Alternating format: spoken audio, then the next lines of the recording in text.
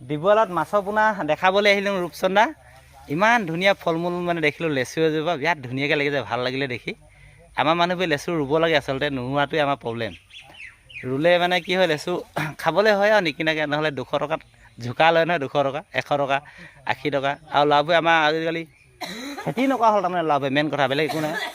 মই বাৰু অলপ চলপকৈ কৰোঁ খেতি, খালি লেচুজোপা ধৰক এতিয়া এই মানুহবোৰ ইমান ধুনীয়াকৈ লাগি আছে। এডোখৰ ডিবল বুলি কয়, একদম লেচু এনেই দেখি মৰম লাগিছে, মানে লেচুজোপা দেখি মৰম লগা নহয়, খায়ো ভাল লাগিব দিছে লেচু কেনেকৈ লাগি আছে। লেচু ৰুব লাগে। মই এতিয়া পুখুৰী পাত লগাইছোঁ অলপ, গোটেই গছজোপাতে লেচু লাগি আছে, ইমান ধুনীয়া মানে সঁচাকৈ বিৰাট মৰম লগা। আপোনালোকেও লেচু পাৰিলে পুলি এটা লৈ মোৰ পৰাই ল'ব, যোগাযোগ কৰিব, পাব। চাপৰতে লগা লেচু পাব, আম পাব, নাচপতি পাব পুলি, ফল মূল পুলি লগাব লাগে। মই ঘৰত এখন জংঘল কৰি থৈছোঁ ফল মূলৰ পুলি, লাগিলে যোগাযোগ কৰিব। নিগম পাচলি আহি সুধিব ৰুবলৈ পুখুৰী কোনটো বুলি ক'ব। তাতে মাছৰ পোনা পৰা জেডলৈকে পাব, ৰৌ, বাহু, মিৰিকা, গাছকাপ, চিতল, বিগেট, চিলিভাৰ, শিঙি, মাগুৰ, কাৰৈ, কৰচ, যি লাগে আৰু আপোনালোকক ল'ব। ৰেটটো আনৰ গতে নহয়, মানে বতুৱা তুলীয়াকেইটা গতে নলওঁ, তাতকৈ 2 টকা যেনেকৈ কম ল'ম। আমাৰ নিজৰ মানুহবিলাকে কৰিলে ভাল লাগে মানে। আহিব, লৈ যাব, মাছ পোহক। মাছত যথেষ্ট লাভ আছে। গাহৰি পোৱালি লাগিলে পাই যাব, গাহৰিটো লাভ আছে।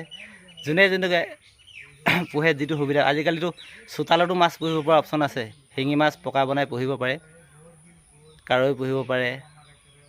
আহিব এদিন চাব, এসাঁজ খাই বৈ যাব। খোৱাটো পইচা নলওঁ, চোৱাটোও পইচা নলওঁ, খালি লৈ গ'লে কিবা এটা ল'ম আৰু সেইটোতো ল'বই লাগিব ন, কষ্ট কৰি ৰাখিছোঁ যেতিয়া। ঠিক আছে, আহিব বুলি আশা কৰিলোঁ। সময় উলিয়াই আহিব, সময় নহ'লে নালাগে বাৰু আহিব, উপায়টো নাই, কৰিব কি। যদি কিবা কৰা আগ্ৰহ আছে আহিব, নিশ্চয় এবাৰ চাব, ভাল পাব। এডোখৰ মানধনিয়া এনেকৈ তলে তলে লগাই থৈছে।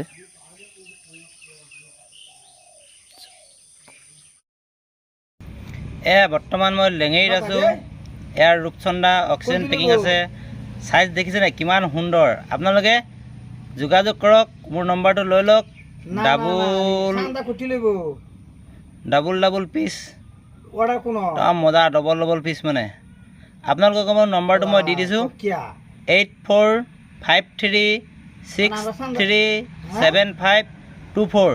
ৰুবুল বৰা নিগম বুলি ছেভ কৰি ল'ব। যিকোনো মাছৰ পোনা মোৰ পৰা পাই যাব আপোনালোকে।